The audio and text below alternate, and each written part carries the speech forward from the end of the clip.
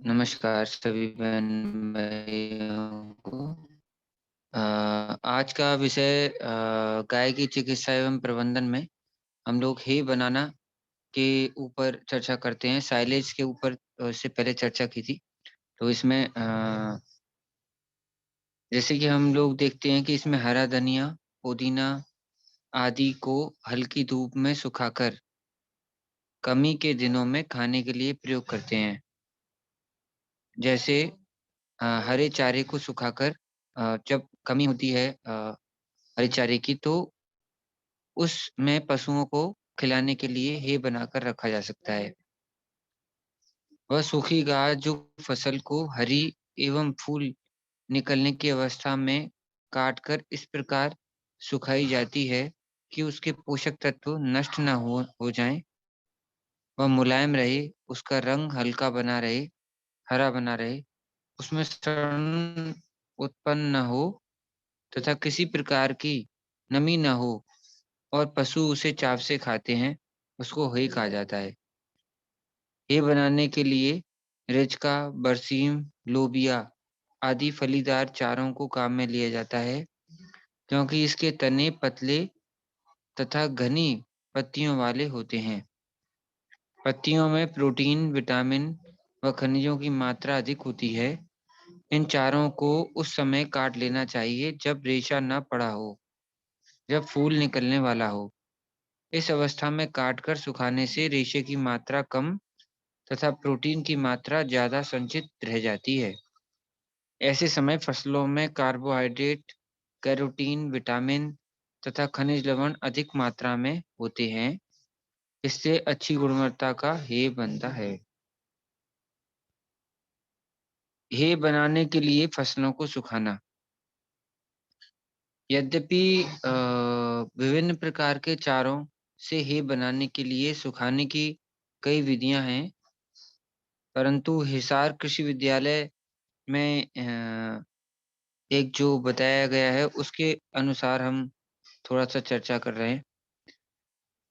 अच्छी गुणवत्ता वाले हे बनाने के लिए हरे चारे को फूल निकलने से ठीक पहले काटकर उसे मशीन द्वारा तकरीबन 4 से 5 इंच लंबे टुकड़ों में कुट्टी काट लें।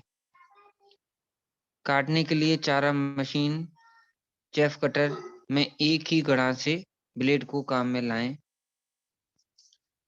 और इस कटे हुए चारे यानी कि मोटी कुट्टी को 5 से 6 इंच तहों में किसी पक्के स्थान या समतल भूमि या मकानों की छतों पर धूप में सुखाएं।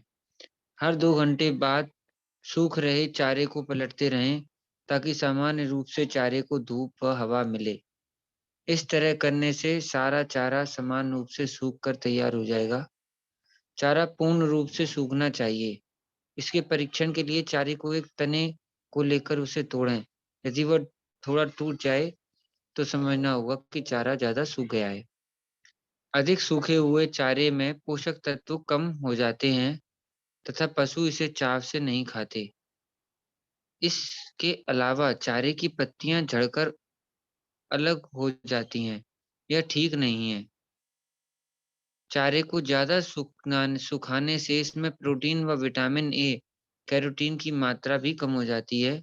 उसका रंग भूरा हो जाता है।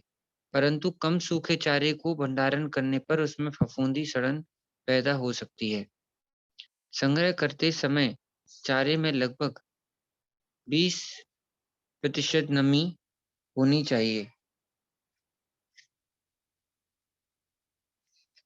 यदि चारे को सुखाते समय वर्षा होने का डर है, तो गोदाम में 3 से 4 फुट की तरह बनाकर रख दें और गोदाम की खिड़की दरवाजे खुले छोड़ दें, ताकि हवा से चारा सूखता रहे। सूखे चारे को गोदाम में रखने से पहले छोटी-छोटी गांठें बना सकते हैं, फिर गोदाम में रख लें। ऐसा करने से कम जगह में ज़्यादा से ज़्यादा हे रख पाएँगे। ये हमारा हे का जो चैप्टर है, वो हमारा समाप्त होता है। अब हम चर्चा करते हैं पशुओं की खिलाई-पिलाई पर कि किस प्रकार की इनकी होना चाहिए। पहले हम आहार के ऊपर अभी इस पर चर्चा कर चुके हैं और मुख्य रूप से इनका आहार में क्या-क्या खिलाएँ वो सब चारा आदि तय कर ली थी, सूखे च अब इसमें ज़रूरत के अनुरूप जो आहार व्यवस्था हो उसमें मुख्य रूप से जैसे क्या आवश्यकताएँ हैं, उनके जीवन निर्वाह के लिए, उसको हमें ध्यान रखना चाहिए क्योंकि अभी हमने आहार पे तो अध्ययन कर लिया लगभग। अब जैसे इसमें पशु के जीवन निर्वाह के लिए पोषक तत्वों की उनमें न्यूनतम मात्राओं से होता है, जो उसके द्वारा कोई कार्य न किए जाने पर उसके शरीर के भार को अप्रभावित रखते हैं, जिससे उसकी जीवन रक्षा हो सकती है। तो इसमें कुछ पॉइंट आहार से संबंधित भी लिए जाएँगे। अभी ये जैसे कि कुछ मुख्य रूप से चारों का वर्णन किया गया था, अब इसमें किस प्रकार से अ, इनको खिलाई-पिलाई करेंगे और इनकी क्या-क्या मात्राएँ रखेंगे, उसके ऊपर थोड़ा-सा चर्चा की जाएगी, अलग-अलग अवस्था में। अब जैसे देखते हैं कि शरीर में होने वाली विभिन्न क्रियाएँ जैसे साँस लेना, भोजन पचना,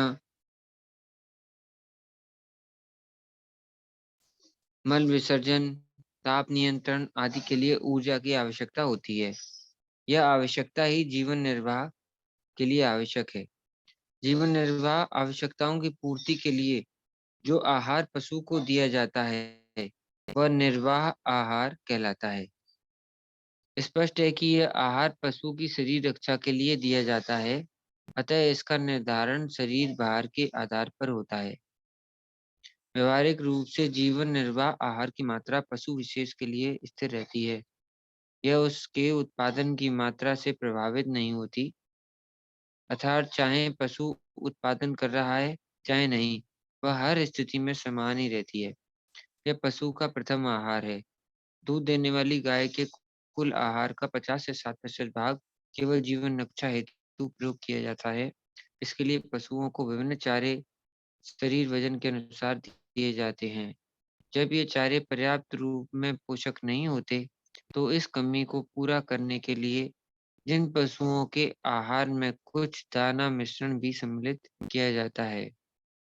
उदाहरण के लिए यदि पशुओं को खिलाए जाने के लिए बरसीम अथवा जई जैसे अच्छे चारे उपलब्ध हैं, तब पशुओं के निर्वाह आहार में दाना खिलाने की आवश्यकता नहीं होती, क्योंकि उनके शरीर के लिए आवश्यक सारे पोषक तत्व इन चारों में मिल जाते हैं।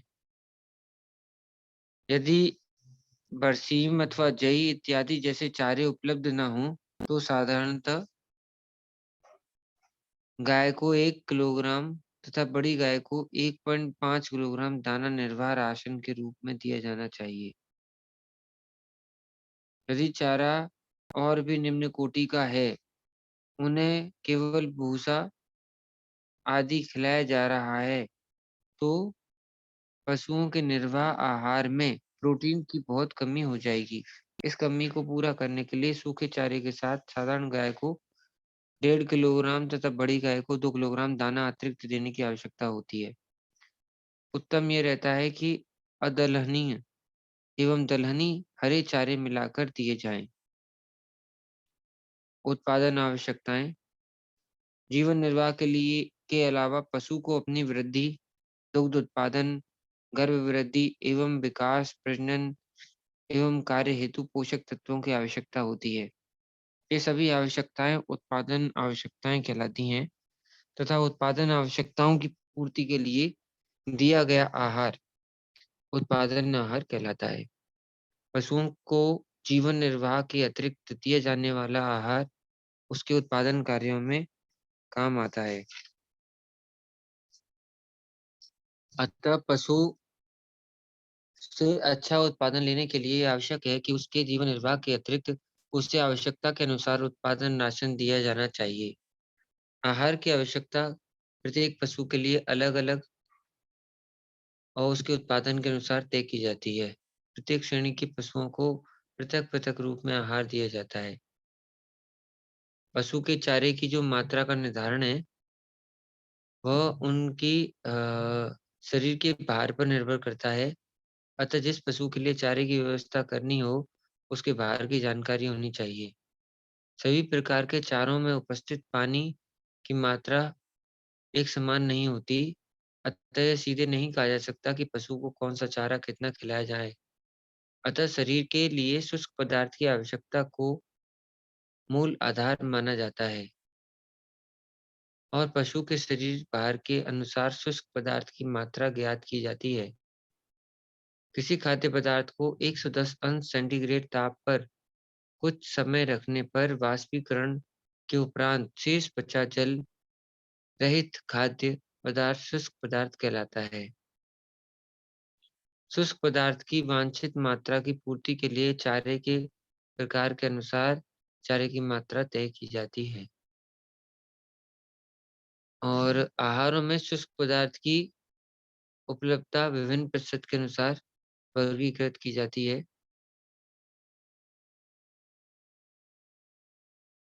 गाय, बैल, सांड को 500 किलोग्राम शरीर भार तक 2.5% अर्थात 100 किलोग्राम शरीर भार पर 2.5 किलोग्राम शुष्क पदार्थ तथा 500 किलोग्राम से अधिक होने पर प्रति 100 किलोग्राम शरीर भार पर 3 किलोग्राम शुष्क पदार्थ दिया जाना चाहिए।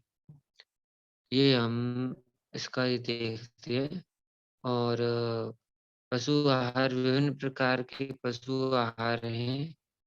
तो जैसे कि एक तालिका है पशु आहार की, भूसा, करबा, करबी, हे इत्यादि सूखे चारे वो 10% दिए जाने चाहिए। खलियाँ, चोकर, दालें एवं अन्य दाने भी 90%, 10% नहीं 90% और साइलेज भूसा, करबी, हे सूखे चारे भी 90 और साइलेज 30%, बरसीम का हरा चारा 20 और दिसंबर से फरवरी तक, बरसीम का हरा चारा मार्च से मई तक 25%, जई का हरा चारा जनवरी, फरवरी, मार्च में 20, 25-25, मक्का, ज्वार, बाजरा आदि हरे चारे जुलाई, अगस्त, सितंबर, अक्टूबर में दिए जाते हैं। इनका 25, 30, 35 और 40 के अनुपात है, मतलब क्रम से उसमें दिए जाने चाहिए। लोबिया, मटर, सरसों इत्यादि हेतु चारे 25% और नेपियर घास, सूडान घास इत्यादि 30%। इस प्रकार शुष्क पदार्थ इसमें शामिल किए जा सकते हैं। इन सबके शुष्क पदार्थ बनाकर दिए जा सकते हैं। ये हरे चारे की नहीं है, इनको इस क्रम में दिया जा सकता है। विभिन्न पशुओं को जरूरत के अनुसार संतुलित आहार देने के नियम। पशुओं को उनकी आवश्यकता अनुसार ही आहार दी। कम अथवा अधिक आहार दोनों ही स्वास्थ्यों के अनुसार जितनी पोषण होती है उसकी पूर्ति उसी प्रकार से करना चाहिए। तो शुष्क पदार्थ की जैसे मात्रा बड़े पशुओं जैसे गाय, बैल, सांड आदि को 500 किलोग्राम शरीर भार तक, अभी हमने बात की थी 2.5 किलोग्राम शुष्क पदार्थ तथा 500 किलोग्राम से अधिक होने पर प्रति 100 किलोग्राम शरीर भार पर 3 किलोग्राम शुष्क पदार्थ देना चाहिए।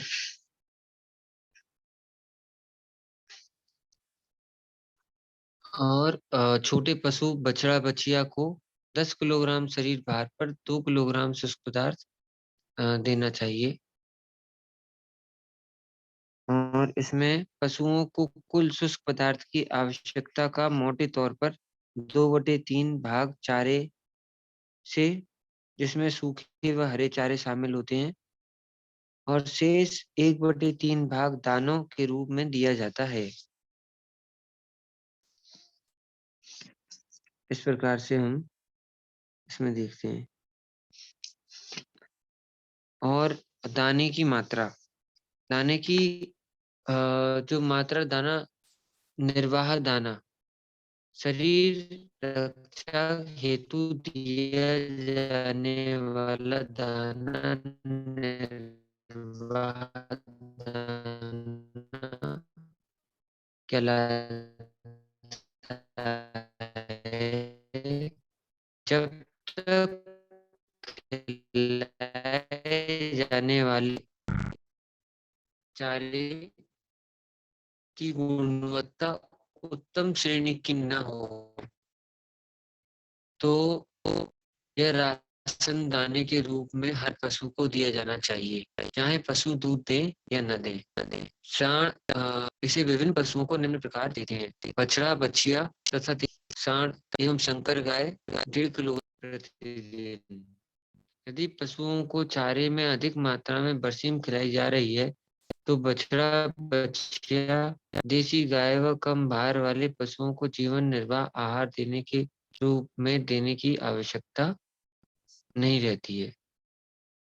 आहार दाने के रूप में देने की आवश्यकता नहीं है। उत्पादन दाना अ, दुग्ध उत्पादन पर दी जाने वाली दाना उत्पादन दाना है, जैसे कि गाय को दुग्ध उत्पादन पर 3 लीटर दूध पर प्रतिदिन 1 किलोग्राम दाना दिया जाता है। भ्रूण विकास के लिए गाय यदि गाभिन है तो उसे भ्रूण विकास हेतु जीवन निर्वाह तथा उत्पादन दाने के अलावा अतिरिक्त दाना दिया जाता है। माँ के पेट में पल रहा बच्चा माँ के शरीर से पोषण लेता है, अतः इसकी पूर्ति करना आवश्यक है। यह दाना निम्न प्रकार खिलाया जाता है: 6 माह या इससे अधिक अवधि की गर्भवती बछिया और देसी गाय को 1 किलोग्राम दाना प्रतिदिन ब्याने से 9 दिन पूर्व तक दिया जाता है। संकर गाय को यह दाना अलग अलग जैसे 1.5 किलोग्राम प्रतिदिन दिया जाता है। तो संकर के बारे में हम ज्यादा चर्चा नहीं कर रहे। एक अ, इसमें एक वो आ गया था, विचार आया तो मैंने आपके सामने इसको पढ़ दिया है कि उसी क्रम में किस प्रकार दिया जाता है। प्रजनन करने वाले सांड को दिया जाने वाला दाना। अच्छे सांडों को अ,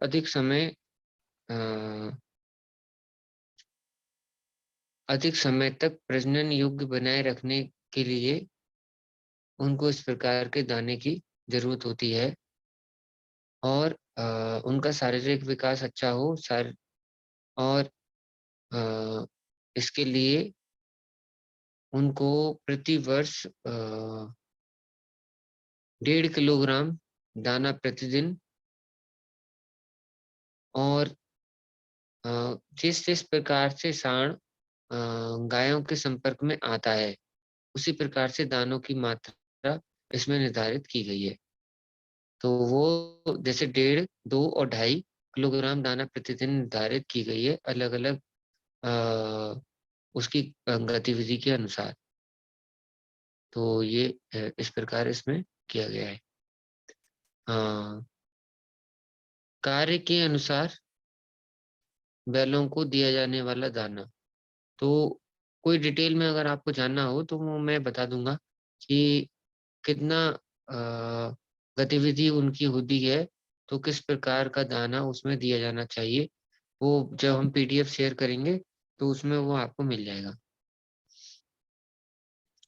कार्य के अनुसार बैलों को दिया जाने वाला दाना, जैसे कि बैलों का कार्य प्रतिदिन निम्न प्रकार का उन्हें दाना दिया जा सकता है उनके कार्य के अनुसार। जैसे हल्का कार्य कर रहे हैं 4 घंटे प्रतिदिन तो बैल को 1 किलोग्राम दाना दे सकते हैं। मध्यम कार्य कर रहे हैं 4 से 6 घंटे तो उनको 1.5 किलोग्राम दाना प्रतिदिन और भारी कार्य कर रहे हैं 6 से 8 घंटे तक तो ऐसे बैलों को 2 किलोग्राम दाना प्रतिदिन दिया जाना चाहिए। तो इस प्रकार से दाना देने से उनके अंदर ताकत की मात्रा बनी रहेगी।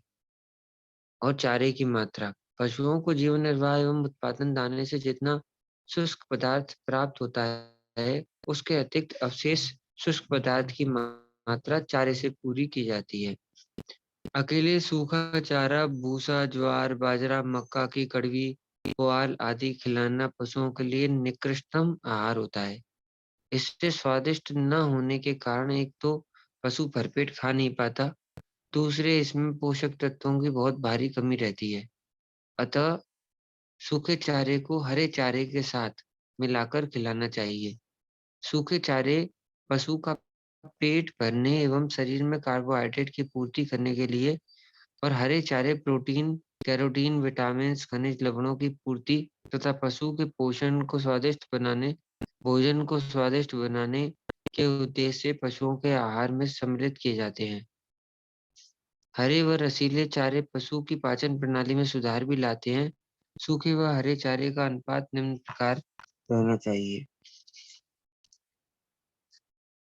चारे के रूप में आपूर्ति की जाने वाले शुष्क पदार्थ की मात्रा सूखे व हरे चारे से 1:1 में देना चाहिए।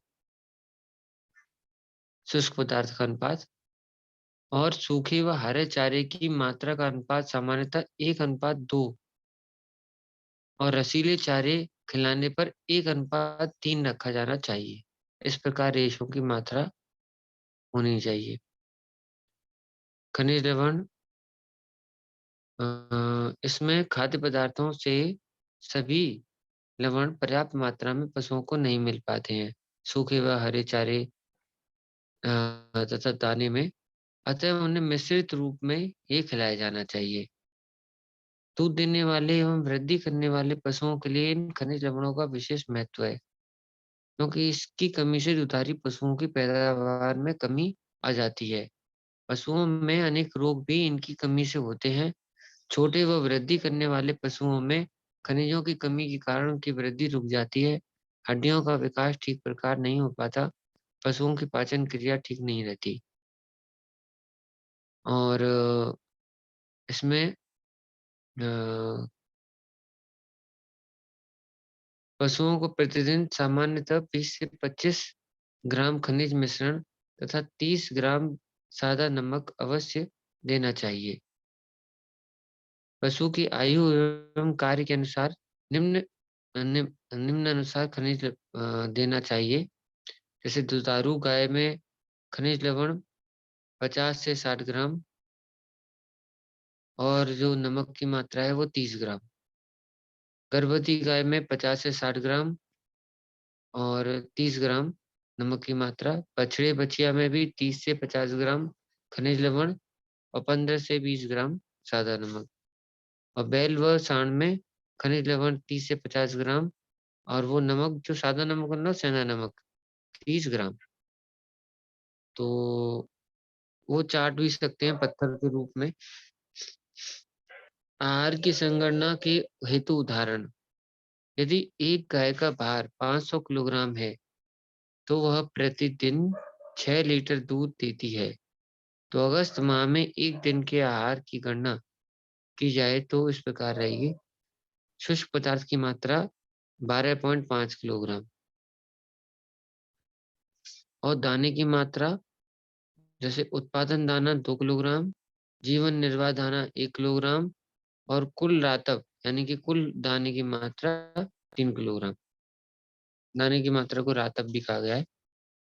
रातप से पदार्थ यानी कि दाने की मात्रा जो है वो अ, उससे प्राप्त शुष्क पदार्थ जो है वो 2.7 किलोग्राम। शुष्क पदार्थ की शेष रातप मुख्यतः दाना है ना? ये ध्यान रखेंगे। और शुष्क पदार्थ की शेष मात्रा अ, जो है वो 9.8 किलोग्राम चारे से देनी चाहिए। शेष मात्रा अगस्त माह में भूसे व ज्वार की चरी से 1:1 में देंगे। भूसे की मात्रा 5.5 किलोग्राम और हरी ज्वार की मात्रा 16.3 किलोग्राम। अतः अगस्त माह में एक दिन का आहार जो निर्धारित किया गया है वो है जैसे भूसा 5.5 किलोग्राम, हरी ज्वार 16.6 किलोग्राम, दाना 3 किलोग्राम, खनिज लवण 60 ग्राम और खड़िया व नमक 30 ग्राम। इस प्रकार उनकी निर्धारित रहती है। बछड़े व बछियों का आहार व्यवस्था। बछिया कितनी आयु में पहली बार गाभिन होगी और ब्याएगी, बड़ी होकर कैसी गाय बनेगी, कितना दूध देगी, बहुत सी बातें इस बात पर निर्भर करती हैं कि उसे शुरू से क्या और कितनी खुराक दी गई है। आज की छोटी बछिया कल गाय होती है। हमारी आर्थिक स्थिति में महत्वपूर्ण योगदान करने वाली भावी आधार है। अतः प्रारंभ से ही बच्चियों एवं बछड़ों के पालन पोषण की ओर विशेष ध्यान देना चाहिए। यदि बच्चियों का प्रारंभिक पालन पोषण अच्छे ढंग से नहीं किया जाता, तो प्रथम ब्यांत की आयु 6 से 12 महीने तक घट सकती है और वह आगे चलकर अच्छी गाय बन सकती है, अगर किया जाए, अच्छे ढंग से पालन किया जाए तो। दूध बच्चे के लिए अत्यंत आवश्यक है, क्योंकि उसमें वे सभी चीजें जो शरीर के विकास और स्वास्थ्य के लिए आवश्यक है, काफी मात्रा में होती है। इसलिए गाय के बच्चे के लिए कम से कम उतना दूध अवश्य छोड़ें, जिससे कि उसके स्वास्थ्य के लिए आवश्यक हो। पहले दिन से 3 महीने की उम्र तक का आहार।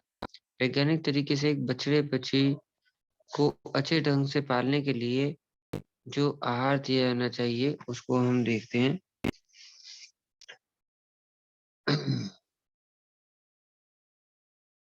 इसमें जैसे प्रथम 3 दिन जो दूध दिया जाना चाहिए अलग से, वो 2.5 खींच दिया जाना चाहिए। 4 से 7 दिन के अंदर में 2.5 वही है। दूसरे सप्ताह में 3 लीटर, तीसरे सप्ताह में 3.250, चौथे सप्ताह में 3 लीटर ही, और फिर 5वें सप्ताह में उसको 1.5 लीटर। और दूसरे सप्ताह में जैसे कुछ दाना है, वह 50 ग्राम, और उत्तम किस्म का सूखा चारा थोड़ा 250 ग्राम। तीसरे सप्ताह में इनको जो दाना दिया गया वो 100 ग्राम, और सूखा चारा 350 ग्राम। चौथे सप्ताह में जो दाना दिया गया वो 300 ग्राम, और सूखा चारा 500 ग्राम। पांचवें सप्ताह में जैसे कि 1.5 लीटर दूध पिलाया गया, और वसा रहित जो दूध है, अगर उसकी अभी हमें स्पष्ट नहीं है, जो दाना है वो 400 ग्राम, और सूखा चारा 550। छठी सप्ताह में वसा रहित उनको दूध दिया जा सकता है, जैसे कि 2.5 लीटर, दाना 600 ग्राम, और सूखा चारा 600 ग्राम। सातवें सप्ताह में 2 लीटर दूध, वसा रहित दूध रहेगा आप सभी के लिए, और इसमें 700 ग्राम दाना, 700 ग्राम सूखा चारा। आठवें सप्ताह में 1 लीटर 750 ग्राम मिलीलीटर, और 800 ग्राम दाना, और 800 ग्राम सूखा चारा। 9वें सप्ताह में 1.250 मिलीलीटर दूध इनके लिए, 1 लीटर 250 मिलीलीटर दूध रहेगा, और 1000 ग्राम दाना, 1000 ग्राम सूखा चारा।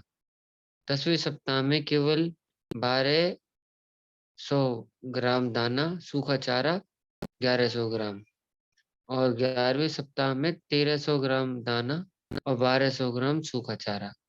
12वें सप्ताह में 1400 ग्राम दाना, और 1400 ग्राम सूखा चारा। 13वें सप्ताह में 1500 ग्राम दाना, और 1900 ग्राम सूखा चारा। इस प्रकार ये 3 माह तक उनकी ऐसी व्यवस्था बनाई जा सकती है। तो अब जैसे कि हम खीस खिलाने के ऊपर थोड़ा बात करते हैं कि किस प्रकार से खीस खिलानी चाहिए। नवजात बछड़े बछड़ियों को जन्म के पश्चात जितनी जल्दी हो सके जन्म के 2 घंटे के अंदर खीस पिलाना अति आवश्यक है। शरीर भार के 1/10 भाग अर्थात लगभग 2.5 किलो खीस प्रतिदिन सुबह, दोपहर, शाम 3 बार में बराबर-बराबर भाग में 4 से 5 दिन तक अवश्य पिलाएँ। इसके बाद पूरे सप्ताह सुबह, शाम 2.5 किलो दूध पिलाएँ। नवजात बछड़े-बछड़ियों के स्वास्थ्य के लिए खीस पिलाना अति महत्वपूर्ण है। और आप देखेंगे कि कुछ जगह पर खीस बच्चों को पिलाते ही नहीं है बिल्कुल। मतलब इधर-उधर खा लेते हैं या बाँट देते हैं और बच्चों को नहीं खिलाते हैं। नवजात बछड़े-बछड़ियों के स्वास्थ्य के लिए खीस पिलाना अति महत्वपूर्ण है। इस प्रकार प्रभाव न केवल स्वास्थ्य पर पड़ता है अपितु इससे बछड़ों की रोग प्रतिरोधक क्षमता बढ़ती है। इससे अनेक बीमारियों से बचाव हो जाता है। खीस के अभाव में नवजात पशुओं रोगों से मुकाबला नहीं कर सकता और वह संक्रामक बीमारियों जैसे दस्त लगना, निमोनिया आदि से ग्रस्त हो सकता है। पौष्टिकता की दृष्टि से खीस का काफ़ी महत्व है। इसमें अत्यधिक मात्रा में protein, gamma globulin, vitamin A, D, E और के तथा खनिज तत्व होते हैं। इसमें रेचक गुण होते हैं जिससे बछड़ों के पेट में इकट्ठे मल आदि की सफाई हो जाती है। लेकिन ये मुख्य रूप से बछड़े-बछियों का आहार है, इसको इंसान खुद अपना आहार समझ के उसका आहार छीनता है। यदि गाय किसी कारणवश दूध नहीं देती, तो अन्य त्याजी ब्याई गाय का खीस पिलाना चाहिए। अगर अन्य गाय का खीस भी उपलब्ध ना हो, तो 300 मिलीलीटर पानी में आधा चम्मच अरंडी का तेल मिलाएँ। इस घोल में 600 मिलीलीटर गाय का दूध मिलाएँ। थोड़ा-सा विटामिन ए और 80 मिलीग्राम इसमें एक दवाई का वर्णन किया गया है, जो आप आयुर्वेदिक दवा भी ले सकते हैं इसके विकल्प के रूप में। जो यहाँ वर्णन है वो मैं आपके साथ साझा कर दे रहा हूँ। ओरियोमाइसिन भी डाल सकते हैं। इस घोल को अच्छे से मिलाएँ और घोल हर बार ताज़ा बनाकर दिन में 3 बार बराबर-बराबर मात्रा में 4 से 5 दिन पिलाएँ। और कोई अगर आयुर्वेदिक विकल्प हो या जानना हो कि इस अवस्था में हमें क्या करना चाहिए, तो डॉक्टर साहब एक मधुसूदन जी डॉक्टर हैं, उनसे भी पूछ सकते हैं या बलराम साहू जी हैं, उनसे पूछ सकते हैं कि इसका ओरियोमाइसिन का क्या विकल्प हो सकता है। दूसरे सप्ताह में 3 किलोग्राम संपूर्ण दूध तथा 50 ग्राम काफ स्टार्टर और ये विभिन्न प्रकार के दानों, खलों, खनिज मिश्रण आदि को मिलाकर बनाया जाता है। इसमें प्रचुर मात्रा में प्रोटीन तथा ऊर्जा उपलब्ध होती है और रेशे की मात्रा कम होती है।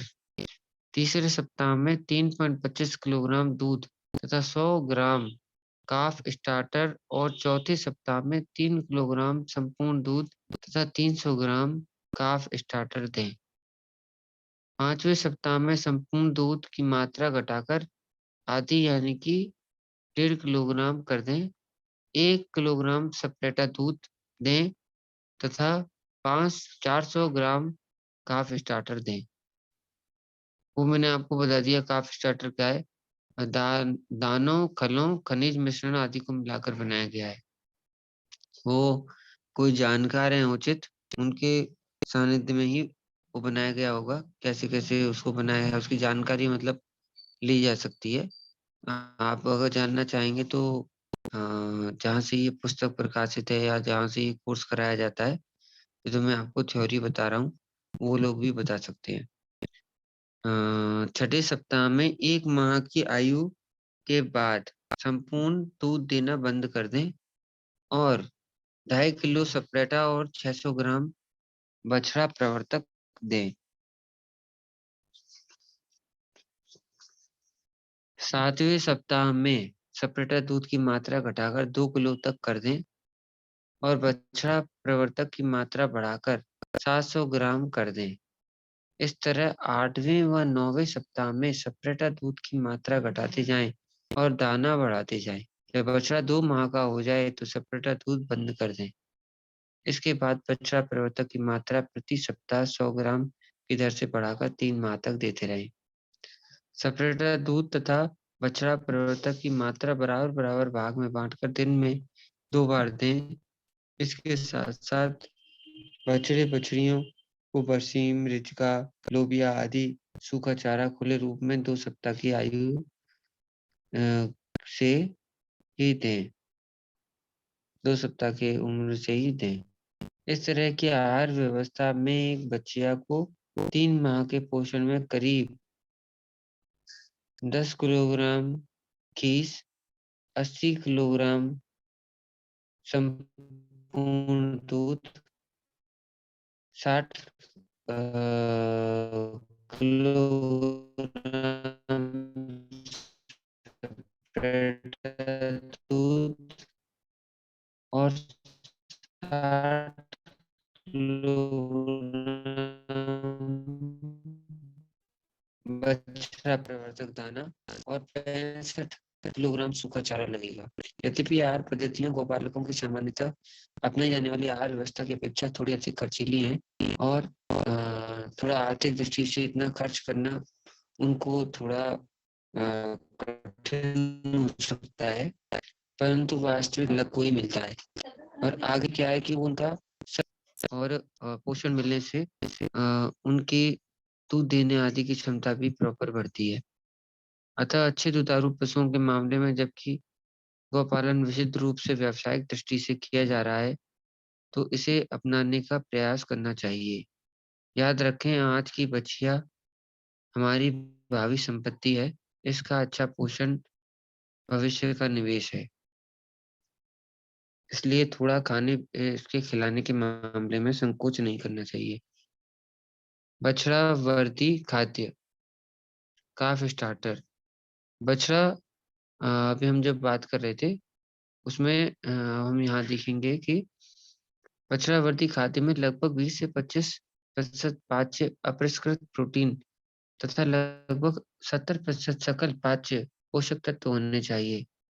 जिसको सामग्री अभी हम चर्चा करेंगे, जैसे पिसा हुआ मक्का या जौ 40%, मूंगफली की खली 40%, गेहूं का चोकर 17%, खनिज मिश्रण 2%, साधारण नमक 1।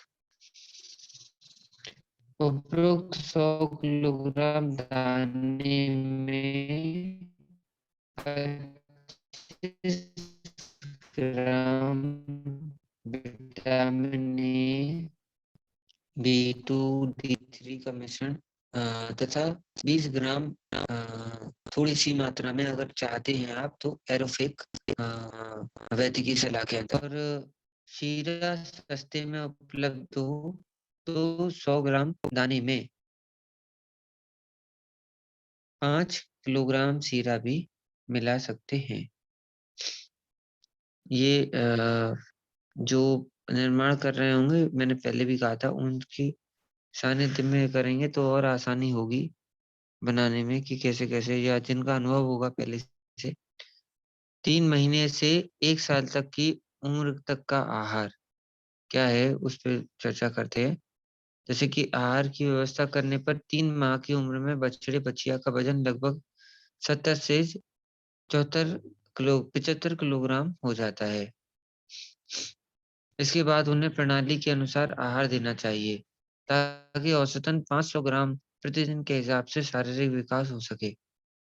इस आहार प्रणाली को अपनाने से प्रथम ब्यांत की आयु सामान्य आहार के मुकाबले 6 से 12 माह घट जाएगी और आगे चलकर अच्छी गाय बन पाएगी। जैसे 3 माह से अ, 1 वर्ष तक का जो है वो क्या है, आयु वर्ग जैसे 3 से 4 महीने की उम्र है, शारीरिक भार 70 से 75 किलोग्राम तक। गर्मी के मौसम में उनको 1.5 किलोग्राम दाना, 5 किलोग्राम हरा मक्का, बाजरा, ज्वार, मक्का का चारा अथवा साइलेज दिया जाना चाहिए। सर्दी के मौसम में 1.5 किलोग्राम दाना, 3 किलोग्राम बरसीम रिज का तथा 0.5 किलोग्राम भूसा दिया जाना चाहिए। 4 से 6 माह की उम्र में शारीरिक भार जब 90 से 100 किलोग्राम तक हो तो 1.5 किलोग्राम दाना, 10 किलोग्राम हरा चारा, मक्का, बाजरा, ज्वार और एवं 1 किलोग्राम तूड़ी 1.5 किलोग्राम दाना, 10 किलोग्राम हरा चारा बरसीम मिर्च का, ये आना चाहिए।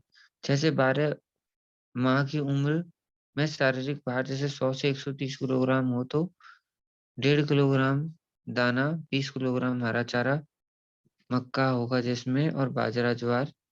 और सर्दी के मौसम में 1.5 किलोग्राम दाना, 20 किलोग्राम हरा चारा, बरसीम मिर्च का एवं 1 किलोग्राम तूड़ी।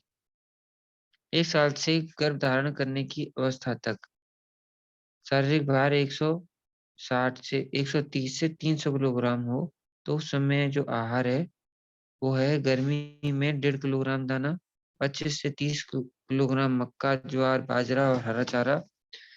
सर्दी में 15 किलोग्राम दाना, 15 नहीं क्षमा करें, 1.5 किलोग्राम। 1.5 किलोग्राम गर्मी में भी और 1.5 किलोग्राम सर्दी में भी।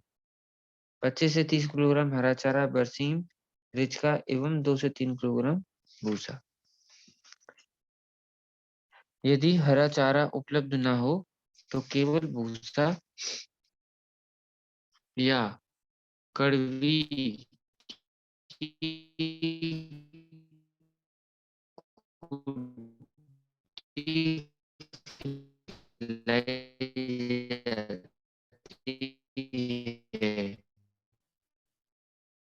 तो दानों की मात्रा 2.5 से 3 किलोग्राम कर देनी चाहिए।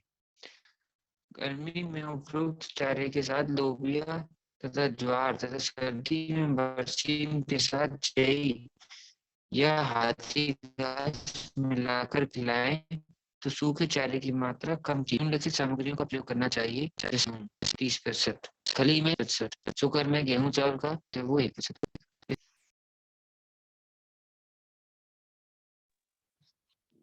1 मिनट भैया।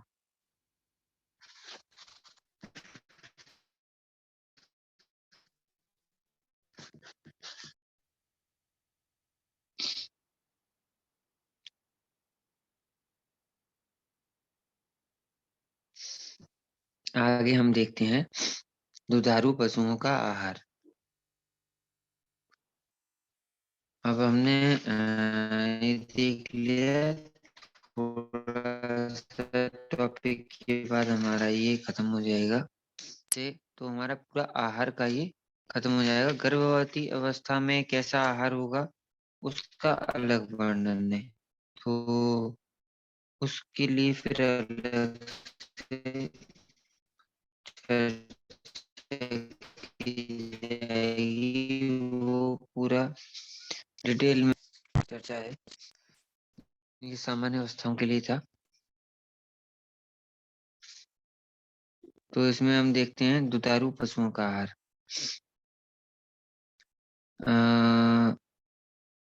वैज्ञानिक शोधों के अनुसार प्रति लीटर दुग्ध उत्पादन के लिए अयन में 4000 लीटर रक्त का संचार होता है। अतः दुधारू गायों को उसकी निर्वाह आवश्यकता के अतिरिक्त ऐसे पोषक तत्वों और उतनी मात्रा में खिलाएं जाने की आवश्यकता है जो दूध में निकले तत्वों को पूरा कर सकें तथा उसके साथ ही साथ उन तत्वों की कमी को पूरा करें जो दुग्ध उत्पादन क्रिया संपन्न होने में नष्ट होते हैं। जो गाय जितना अधिक दूध देती है उसे उतना ही अधिक एवं अच्छा राशन देने की आवश्यकता, पोषक तत्व देने की आवश्यकता होती है। सामान्यतः देखा जाता है कि किसान भाई ज्यादा दूध देने वाली विदेशी दोगली गाय ले आते हैं, परंतु विविध कारणों से खिलाई पिलाई उनकी अच्छी नहीं करते, तो आगे जाके उनकी दूध में उत्पादन में भी फर्क पड़ता है।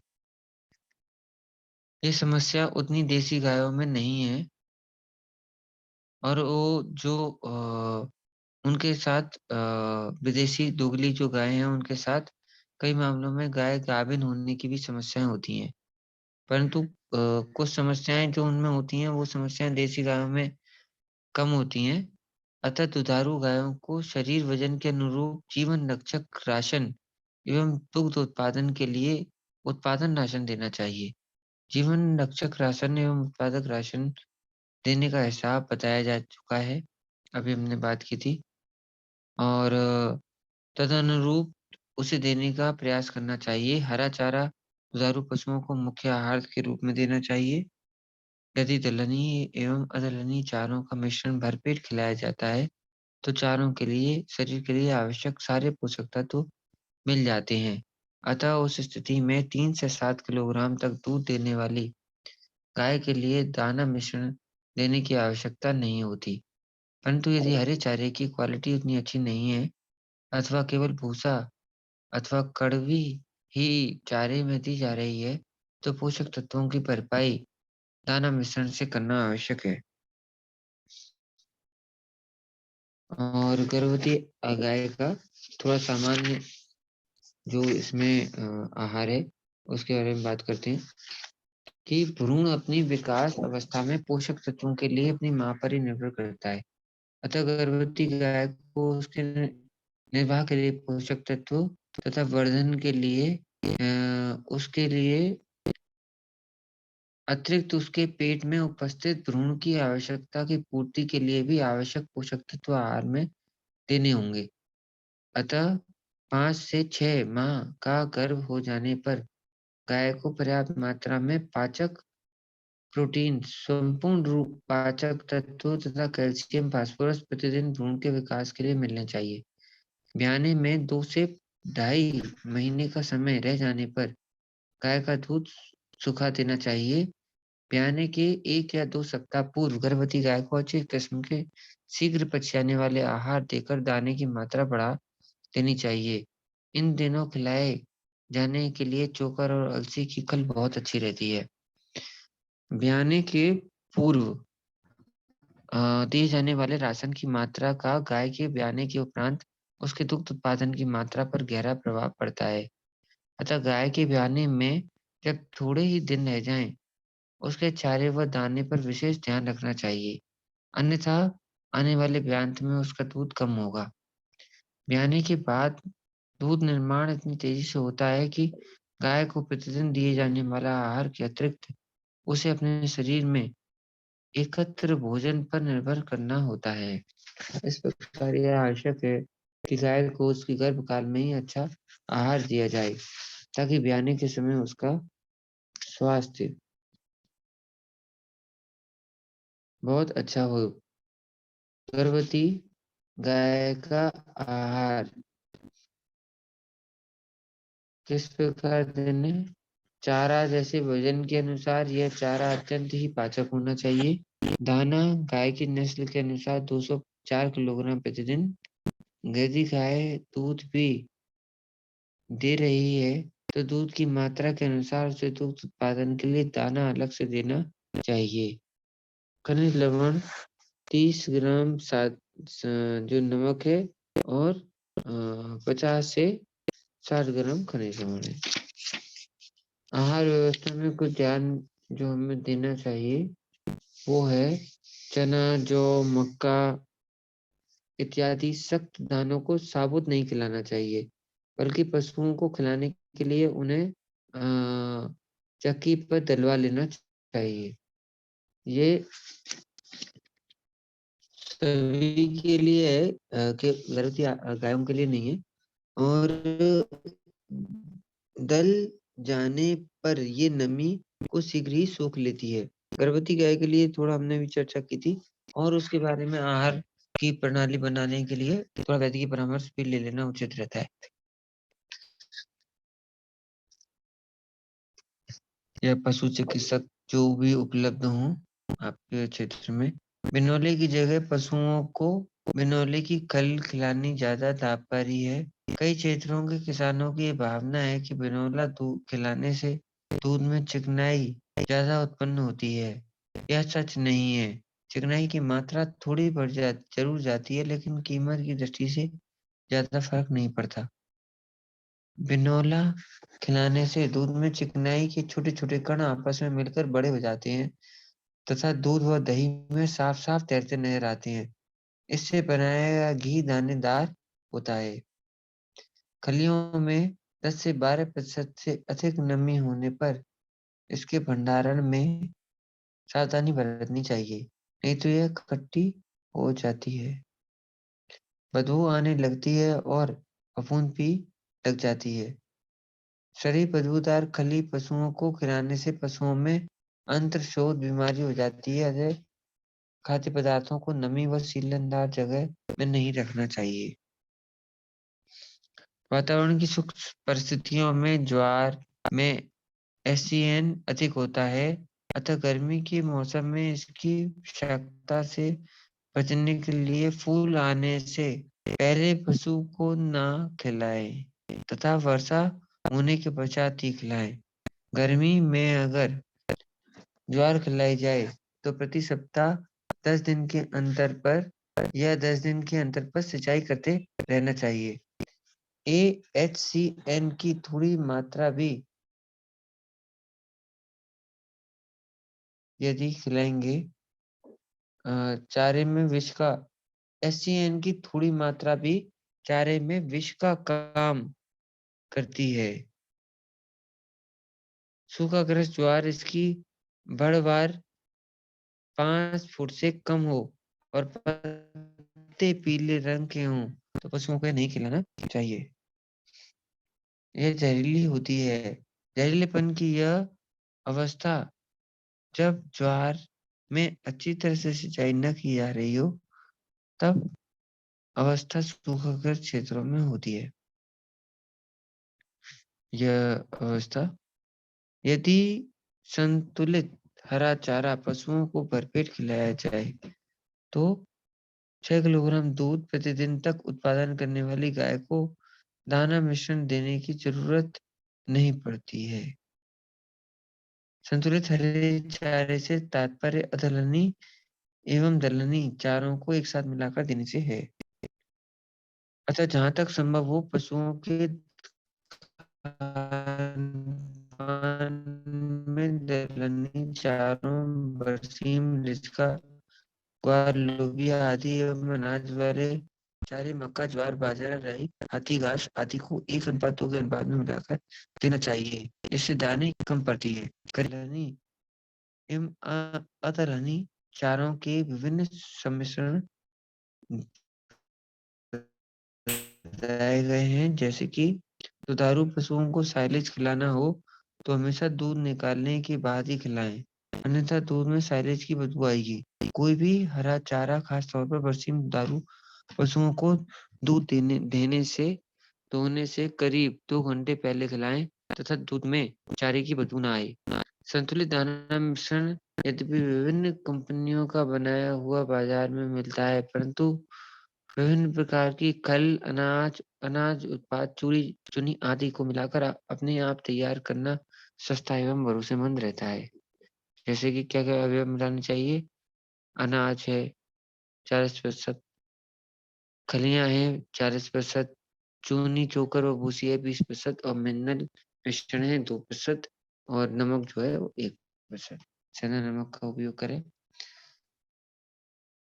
खनिज मिश्रण की कमी से कई तरह की बीमारियां होती हैं। दूध घट जाता है, प्रजनन शक्ति भी कम हो जाती है, साधारण नमक की कमी से पशुओं को भूख कम लगती है तथा पाचन शक्ति कमजोर हो जाती है। इसलिए इन्हें साधारण नमक खिलाना चाहिए।